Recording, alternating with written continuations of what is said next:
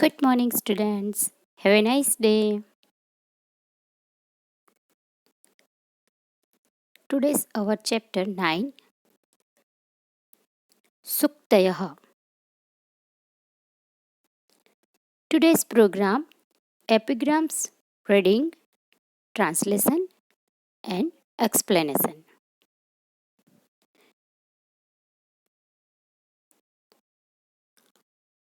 What is the meaning of Suktayah? Means epigrams. That meaning, 8 game-like statements have been chosen from various excellent Sanskrit Subhasitas and presented in this lesson. These epigrams are like the formulae that give us knowledge about good behavior and ethics.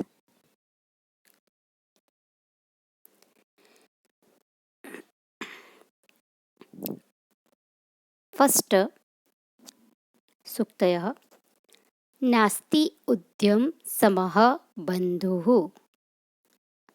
नास्ति उद्यम समः बन्धुः There is no friend like hard work. वृक्षाः सत्पुरुषाः इव वृक्षाः सत्पुरुषाः इव Trees are like good people. शीलं सर्वत्र वै धनम् शीलं सर्वत्र वै धनम् Good character is true wealth at all places. मातृदेवो भव मातृदेवो भव You consider mother as God.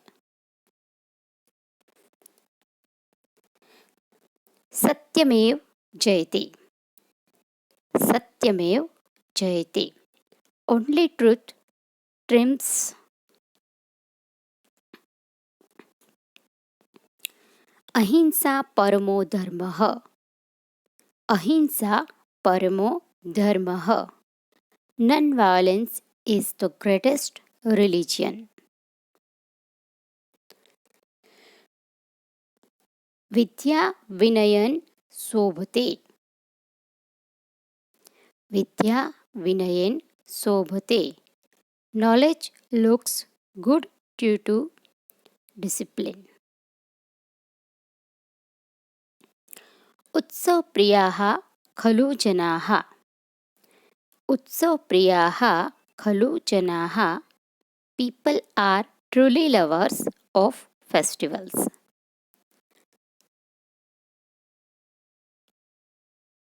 Now, translation and explanation both. First of all, नास्ति उद्यम समः बन्धुः There is no friend like hard work. Explanation Hard work is the reliable friend or true brother of any man. Every person can achieve whatever he wants with hard work and perseverance.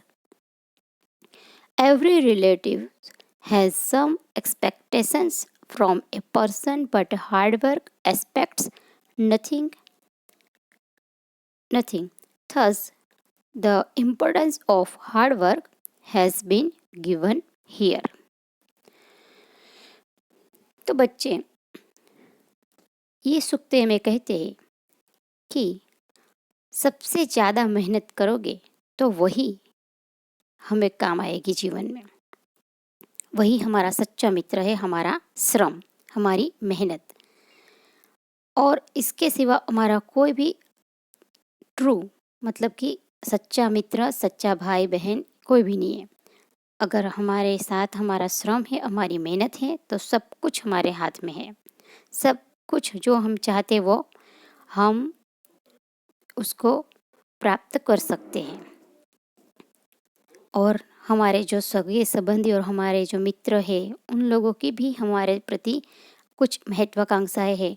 वो लोग भी हमसे बहुत सारी अपेक्षाएं रखते हैं, तो वो सब अ, उसको पूरा करने के लिए हमें बहुत सारा सख्त परिश्रम करना होता है। तो इस सूक्त में हार्ड वर्क मतलब कि परिश्रम की बात की गई है। वृक्षाः सत्पुरुषाः इव। Translation: trees are like good people. Explanation: here, trees have been compared to good people.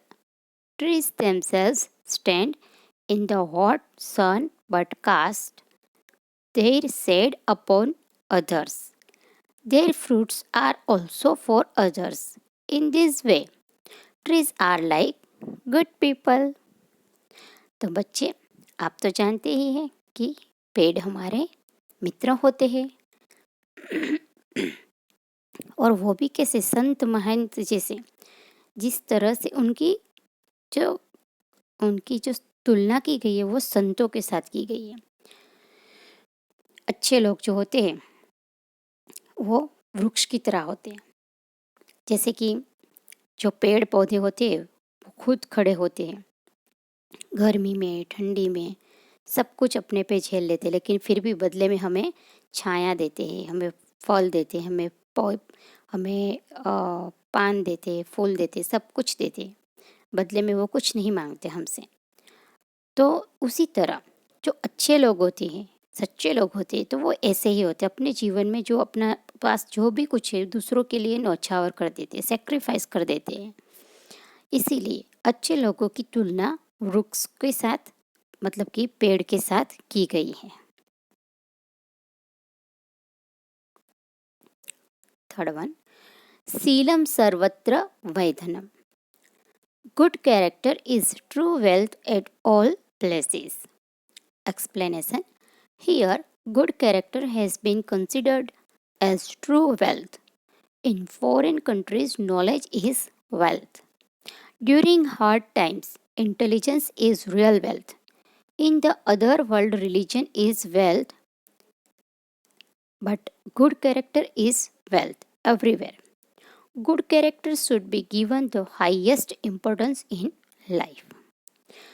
तो बच्चे, यहाँ पे हमारी जो संपत्ति है वो क्या है? सच्ची संपत्ति है हमारा चरित्र। अगर हम अपनी इज्जत, अपना चरित्र साफ सुथरा रखते, उत्तम रखते हैं, तो वही हमारी पहचान बनती है।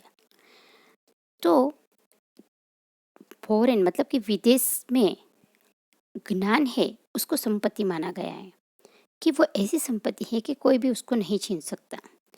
और वो भी सही है कि जो हमारे पास हमारी बुद्धि है उसके हिसाब से हम किसी भी समस्या का समाधान ढूंढ सकते हैं, किसी भी प्रॉब्लम, किसी भी मुसीबत में अपने आप उसमें से हल ढूंढ सकते हैं। इसीलिए वो हमारी सच्ची संपत्ति है। और दूसरी ओर जगह पे ये भी कहा गया है कि हमारी, जैसे कि ज्ञान तो हमारी सच्ची संपत्ति है ही, लेकिन हमारा चरित्र भी ऐसा होना चाहिए कि साफ सुथरा, उत्तम प्रकार का, कि जिसकी वजह से कोई हम पे उंगली ना उठा सके। और इसीलिए जो हमारे उत्तम कक्षा के जो जीवन है, तो उसके लिए सच्चा और सत्वान चरित्र ही हमारे लिए सबसे महत्व रखता है। तो इस हिसाब से इस सूक्त में जो हमारा चरित्र है सच्चा और प्योर, वह पवित्र हमारा चरित्र, उसको हमारी संपत्ति कहा गया है, जो हर जगह पे पूजी जाती है।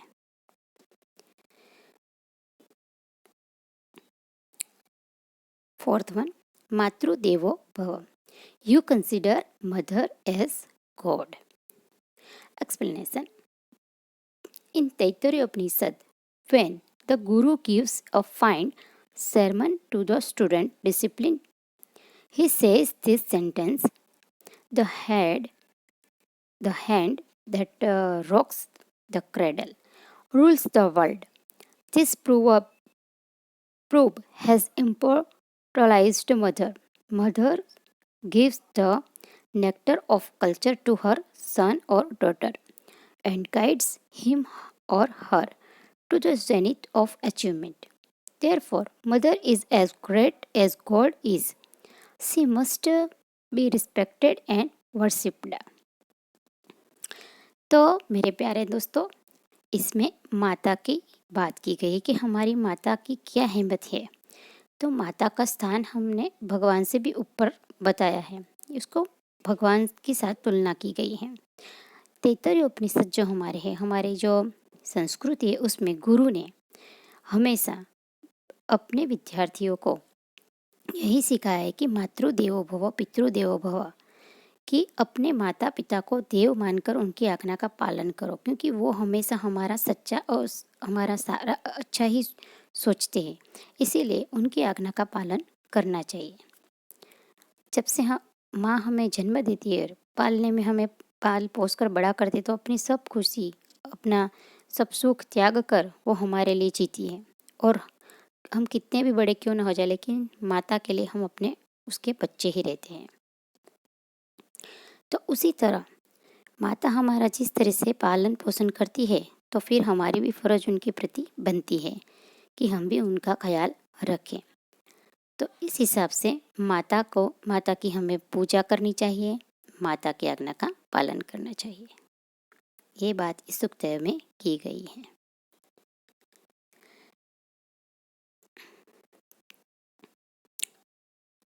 फिफ्थ वन, सत्यमेव जयते, only truth triumphs. Explanation: This sentence is a part of Mundaka Upanishad and the motto of our country India, Satyamev Jayate. The person traveling the road of truth has to face many hardships, but eventually victory is his. Many calamities had befallen King Harishchandra, the worshipper of truth, but he had overcome all of them quite successfully. So, King Harishchandra's name has become immortal. तो बच्चों, यहाँ पे सत्य की महिमा का वर्णन किया गया है कि सत्य सबसे ऊंचा होता है, भले ही उसके मार्ग में कितनी ही मुसीबत क्यों ना आए, लेकिन सच्चाई पकड़ के रखने से हमारी हमेशा जीत होती है। हमारा जो मुंडक उपनिषद है, उसमें भी ये बात की गई है। और हमारा जो ये सत्यमेव जयते ये लोगो है हमारे भारत देश का, तो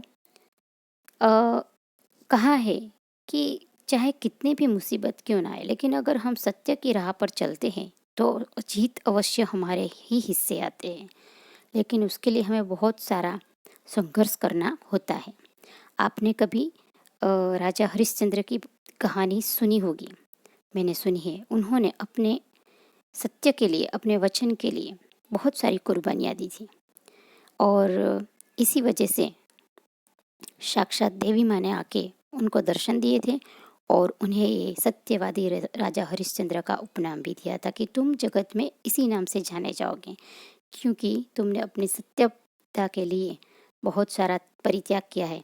तो इसके लिए खुद देवी माँ ने आके उन्हें ये आशीर्वाद दिया था, और इसी वजह से वो सतयुग में जन्मे हुए राजा की आज भी हम उस समय सत्य प्रिय जो हरिश्चंद्र राजा थे, उनकी आज भी हम नाम लेते हैं कि सिर्फ नाम हरिश्चंद्र नहीं बोलते, लेकिन सत्यवादी राजा हरिश्चंद्र के नाम से उसको जाना जाता है। तो सत्य की महिमा का वर्णन इस सूक्त में किया गया है।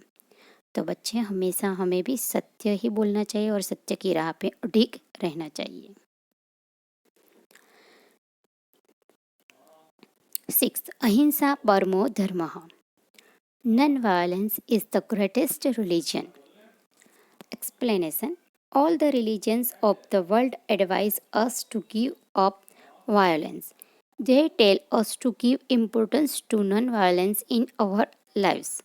Humans, animals, birds, insects, and even plants welcome non-violence.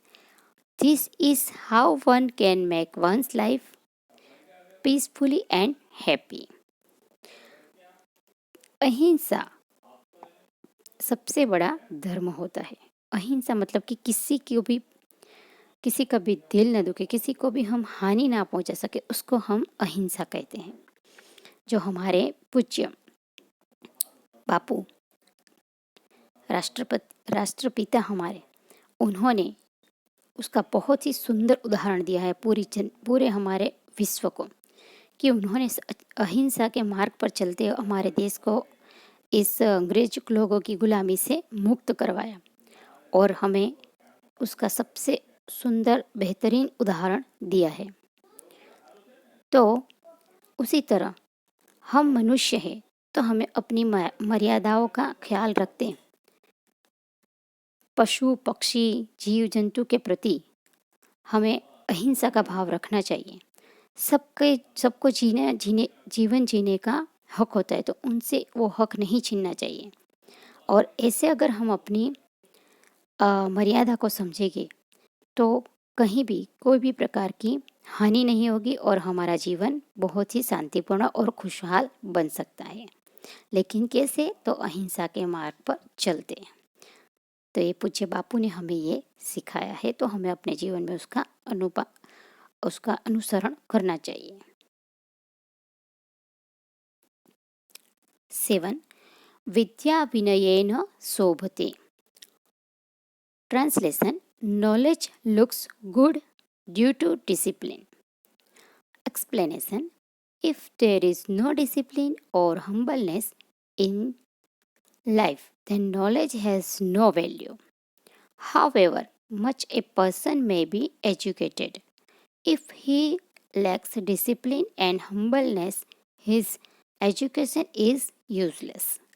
Humbleness or discipline is necessary for a good quality life.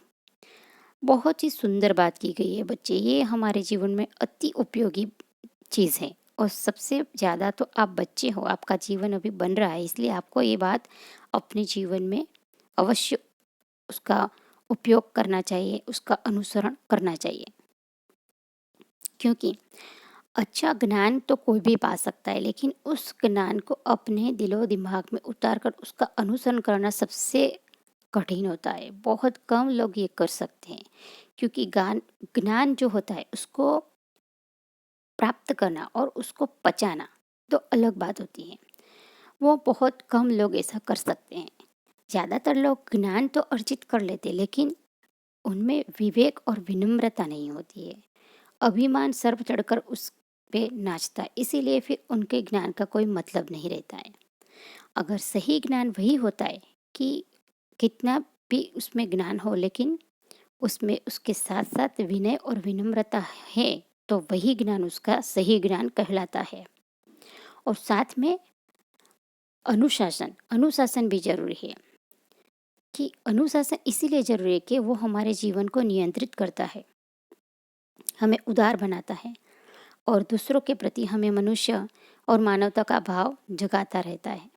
अगर ये सब चीज़ें हमारे जीवन में है, हमारे अच्छे और सच्चे ज्ञान के साथ, तभी हमारा जीवन और हमारी उत्तम कक्षा का चरित्र निखर सकता है।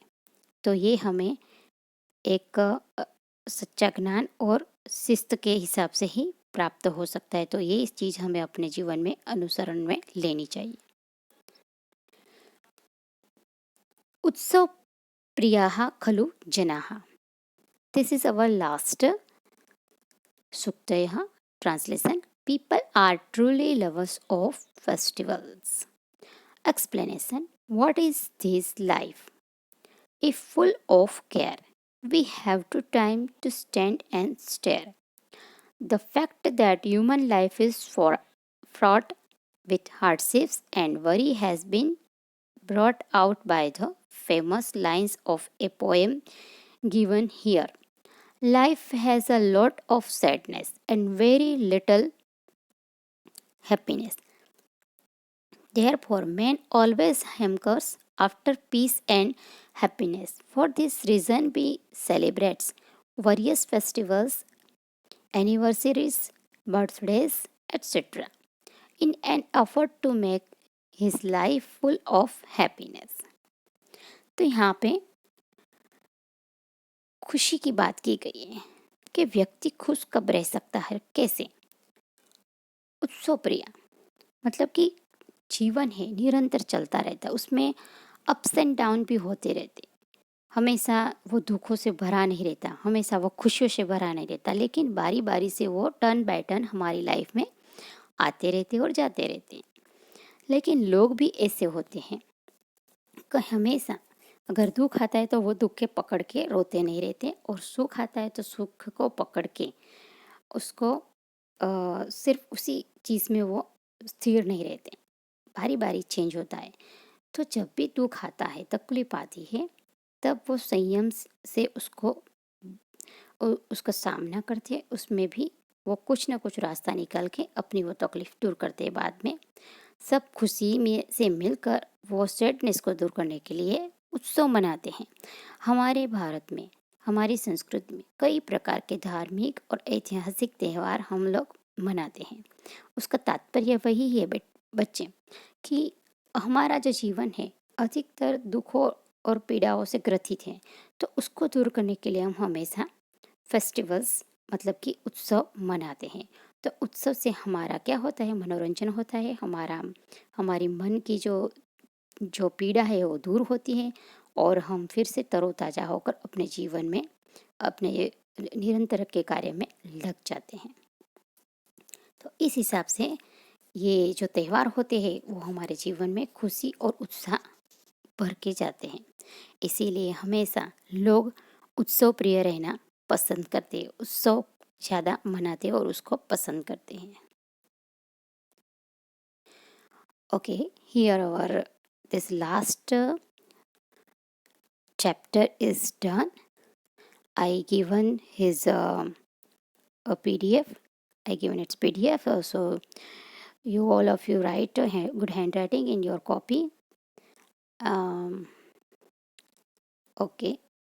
Namaste.